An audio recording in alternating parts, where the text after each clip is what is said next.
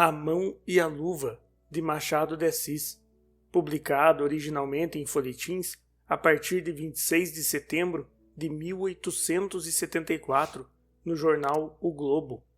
Advertência de 1907. Os 30 e tantos anos decorridos do aparecimento desta novela, a reimpressão, que ora se faz, parece que explicam as diferenças de composição e de maneira do autor. Se este não lhe daria agora a mesma feição, é certo que lhe a deu outrora, e, ao cabo, tudo pode servir a definir a mesma pessoa. Não existia há muito no mercado. O autor aceitou o conselho de confiar a reimpressão ao editor dos outros livros seus. Não lhe alterou nada, apenas emendou erros tipográficos, fez correções de ortografia e eliminou cerca de 15 linhas. Vai como saiu em 1874. Machado de Assis. Advertência de 1874. Esta novela, sujeita às urgências da publicação diária, saiu das mãos do autor capítulo a capítulo, sendo natural que a narração e o estilo padecessem com esse método de composição um pouco fora dos hábitos do autor. Se a escrever em outras condições, dera-lhe desenvolvimento maior e algum colorido mais aos caracteres que aí ficam esboçados. Convém dizer que o desenho de tais caracteres, o de Guiomar sobretudo, foi o meu objeto principal, se não exclusivo, servindo-me a ação apenas de tela em que lancei os contornos dos perfis, incompletos embora terão eles saído naturais e verdadeiros. Mas talvez eu estou a dar proporções muito graves a uma coisa de tão pequeno tomo. O que aí vão são umas poucas páginas que o leitor esgotará de um trago, se elas lhe aguçarem a curiosidade, ou se lhe sobrar alguma hora que absolutamente não possa empregar em outra coisa, mais bela ou mais útil. Novembro de 1874, Machado de Assis. Capítulo 1. O fim da carta. Mas o que pretendes fazer agora? Morrer. Morrer? Que ideia! Deixa-se disso, Estevão. Não se morre por tão pouco. Morre-se. Quem não padece estas dores não as pode avaliar. O golpe foi profundo e o meu coração é pusilânime. Por mais aborrecível que pareça a ideia da morte, pior, muito pior do que ela, é a de viver. Ah, tu não sabes o que é isto, é? Sei, um namoro gorado. Luiz, e se em cada caso de namoro gorado morresse um homem, tinha já diminuído muito o gênero humano, e Malthus perderia o latim? Anda, sobe! Estevão meteu a mão nos cabelos com um gesto de angústia. Luiz Alves sacudiu a cabeça e sorriu. Achavam-se os dois no corredor da casa de Luiz Alves à Rua da Constituição, que então se chamava a dos Ciganos. Então, isto é, em 1853, uma bagatela de 20 anos que lá vão, levando talvez consigo as ilusões do leitor e deixando-lhe em troca, usurários, uma triste, crua e desconsolada experiência. Eram 9 horas da noite. Luiz Alves recolhia-se para casa justamente na ocasião em que Estevão o ia procurar. Encontraram-se à porta. Ali mesmo lhe confiou Estevão tudo o que havia, e que o leitor saberá daqui a pouco, caso não aborreça essas histórias de amor, velhas como Adão e eternas como o céu. Os dois amigos demoraram-se ainda algum tempo no corredor, um a insistir com o outro para que subisse, o outro a teimar que queria ir morrer, tão tenazes ambos que não haveria meio de os vencer, se a Luís não ocorresse uma transação. Pois sim, disse ele, convém em que deves morrer, mas há de ser amanhã. Cede da tua parte e vem passar a noite comigo. Nestas últimas horas que tens de viver na terra, dar-me-ás uma lição de amor, que eu te pagarei com outra de filosofia. Dizendo isto, Luiz Alves travou do braço de Estevão, que não resistiu dessa vez, ou porque a ideia da morte não lhe houvesse entranhado deveras no cérebro, ou porque devesse ao doloroso gosto de falar da mulher amada, ou, o que é mais provável, por esses dois motivos juntos. Vamos nós, com eles, escada acima, até a sala de visitas, onde Luís foi beijar a mão da sua mãe. Mamãe, disse ele, há de me fazer um favor de mandar o chá ao meu quarto? O Estevão passa a noite comigo? Estevão murmurou algumas palavras. a que tentou dar um ar de gracejo, mas que eram fúnebres como um cipreste. Luís viu-lhe então, à luz das estearinas, alguma vermelhidão nos olhos e adivinhou, não era difícil, que houvesse chorado. Pobre rapaz! Suspirou ele mentalmente. Dali foram os dois para o quarto, que era uma vasta sala com 3 camas, cadeiras de todos os feitios, 2 estantes com livros e uma secretária, vindo a ser ao mesmo tempo alcova e gabinete de estudo. O chá subiu daí a pouco.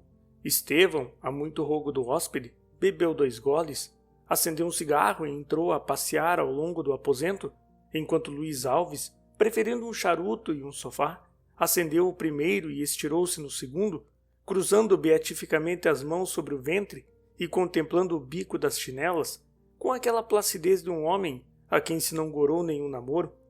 O silêncio não era completo, ouvia-se o rodar de carros que passavam fora. No aposento, porém, o único rumor era dos botins de Estevão na palhinha do chão. Cursavam estes 2 moços a Academia de São Paulo, estando Luís Alves no 4º ano e Estevão no 3º. Conheceram-se na academia e ficaram amigos íntimos, tanto quanto podiam sê-lo 2 espíritos diferentes, ou talvez por isso mesmo que o eram. Estevão, dotado de extrema sensibilidade e não menor fraqueza de ânimo, afetuoso e bom, não daquela bondade varonil que é apanágio de uma alma forte, mas dessa outra bondade mole e de cera que vai à mercê de todas as circunstâncias, tinha, além de tudo isso, o infortúnio de trazer ainda sobre o nariz os óculos cor-de-rosa de suas virginais ilusões. Luís Alves via bem com os olhos da cara, não era mau rapaz, mas tinha o seu grão de egoísmo, e se não era incapaz de afeição, sabia regê-las, moderá-las e, sobretudo, guiá-las ao seu próprio interesse. Entre esses 2 homens travara-se amizade íntima, nascida para um na simpatia, para outro no costume. Eram eles os naturais confidentes um do outro, com a diferença que Luís Alves dava menos do que recebia, e ainda assim, nem tudo o que dava exprimia grande confiança. Estevão referira ao amigo, desde tempos, toda a história do amor, agora malogrado, suas esperanças, desalentos e glórias, e, enfim, o inesperado desfecho. O pobre rapaz, que folheava o capítulo mais delicioso do romance, no sentir dele, caiu de toda a altura das ilusões na mais dura, prosaica e miserável realidade. A namorada de Estevão, é tempo de dizer alguma coisa dela, era uma moça de 17 anos e, por ora, simples aluna professora no colégio de uma tia do nosso estudante, à Rua dos Inválidos. Estevão tinha-a visto pela primeira vez 6 meses antes e desde logo sentiu-se preso por ela até a morte. Disse ele ao amigo, referindo-lhe o encontro, o que o fez sorrir de tão estirado prazo. Qualquer que ele fosse, porém, o prazo fatal daquele cativeiro, a verdade é que Estevão, no mesmo ponto em que a viu, logo a amou, como se ama pela primeira vez na vida. Amor um pouco estouvado e cego, mas sincero e puro. Amava-o ela? Estevão dizia que sim, e devia crê-lo. Alguns olhares ternos, meia dúzia de apertos de mãos significativos, embora a largos intervalos, davam a entender que o coração de Guiomar, chamava-se Guiomar, não era surdo à paixão do acadêmico, mas fora disso, nada mais, ou pouco mais. O pouco mais foi uma flor, não colhida do pé em toda a original frescura, mas já murcha e sem cheiro, e não dada, senão pedida. Faz-me um favor, disse um dia Estevão, apontando para a flor que ela trazia nos cabelos. Esta flor está murcha e, naturalmente, vai deitá-la fora ao despentear-se. Eu desejava que me desse. Guiomar, sorrindo, tirou a flor do cabelo e deu-lhe. Estevão recebeu-a com igual contentamento ao que teria se lhe antecipassem o seu quinhão do céu. Além da flor, e para suprir as cartas que não havia, nada mais obtivera. Estevão, durante aqueles 6 compridos meses, a não serem os tais olhares, que afinal são olhares, e vão-se com os olhos de onde vieram, era aquilo amor, capricho, passatempo, ou que outra coisa era? Naquela tarde, a tarde fatal, estando ambos a sós, o que era raro e difícil, disse-lhe ele que em breve ia voltar para São Paulo, levando consigo a imagem dela, e pedindo-lhe, em câmbio, que uma vez ao menos lhe escrevesse, Guiomar franziu a testa e fitou nele o seu magnífico par de olhos castanhos, com tanta irritação e dignidade que o pobre rapaz ficou atônito e perplexo. Imagina-se a angústia dele diante do silêncio que reinou entre ambos por alguns segundos. O que se não imagina é a dor que o prostrou, a dor e o espanto, quando ela, erguendo-se da cadeira em que estava, lhe respondeu saindo: "Esqueça-se disso." "Pois quanto a mim," disse Luiz Alves, ouvindo pela terceira vez a narração de tão cru desenlace, "quanto a mim, obedecia-lhe pontualmente. Esquecia-me disso e ia me curar em cima dos compêndios, direito romano e filosofia. Não conheço remédio melhor para tais achaques." Estevão não ouvia as palavras do amigo. Estava então assentado na cama, com os cotovelos fincados nas pernas e a cabeça metida nas mãos, parecendo que chorava. A princípio chorou em silêncio, mas não tardou que Luiz Alves o visse deitar-se na cama e estorcer-se convulsivamente, a soluçar, a abafar quanto podia os gritos que lhe saíam do peito, a puxar os cabelos, a pedir a morte, tudo entremeado com o nome de Guiomar, tão da alma tudo aquilo, tão lastimosamente natural, que enfim o comoveu, e não houve remédio senão dizer-lhe algumas palavras de conforto. A consolação veio a tempo, a dor, chegada ao paroxismo, declinou pouco a pouco, e as lágrimas estancaram, ao menos por algum tempo. "Sei que tudo isto há de parecer-te ridículo", disse Estevão, sentando-se na cama, "mas que queres tu? Eu vivia na persuasão de que era amado, e era-o talvez. Por isso mesmo não entendo o que se passou hoje, ou o que eu supunha ser amor. Não passava talvez de passatempo ou zombaria." Talvez, interrompeu Luiz Alves, compreendendo que o melhor meio de o curar do amor era meter-lhe em brios o amor próprio. Estevão ficou alguns instantes pensativo. Não é possível, contestou ele. "Tu não a conheces? É uma grave e nobre criatura, incapaz de conceber um sentimento desses, que seria vulgar ou cruel. As mulheres... Já pensei se aquilo de hoje não seria uma maneira de experimentar-me, de ver até que ponto eu lhe queria. Escusas de rir-te, Luiz. Eu nada afirmo. Digo que pode ser. Não admira que ela fizesse esse cálculo? Um bom cálculo, nesse caso, todo filho do coração." A imaginação de Estevão desceu por este declívio de floridas conjecturas, e Luiz Alves entendeu que era de bom aviso não espantar-lhe os cavalos. Ela foi, por ali abaixo, rédea frouxa e riso nos lábios. "Boa viagem!" exclamou mentalmente o colega, voltando a estirar-se no sofá. A viagem não foi longa, mas produziu efeito salutar no ânimo do namorado, adoçando-lhe as penas, circunstância que Luiz Alves aproveitou para lhe falar de 100 coisas alheias ao coração e diverti-lo do pensamento que o absorvia.